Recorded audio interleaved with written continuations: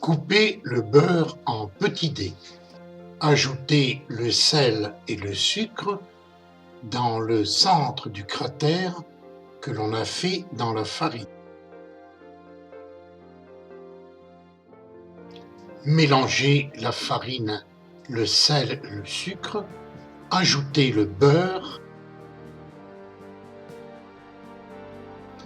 Mélangez la farine et le beurre en faisant ce que l'on appelle un sablage, qui consiste à passer le beurre et la farine entre les paumes de la main.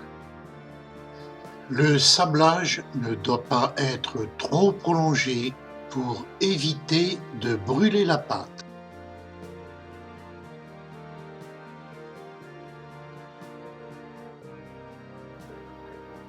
Pour hydrater la pâte, on fera un cratère, on y mettra l'œuf et une partie de l'eau.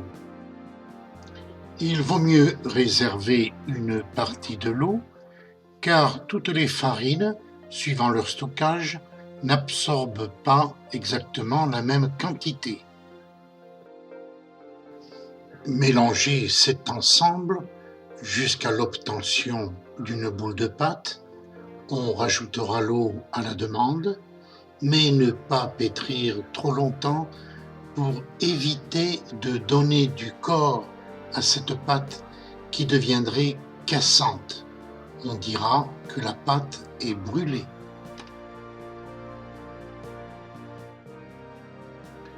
Pour s'assurer que la pâte n'a plus de grains de beurre, on fera ce que l'on appelle un phrasage ou un fraisage.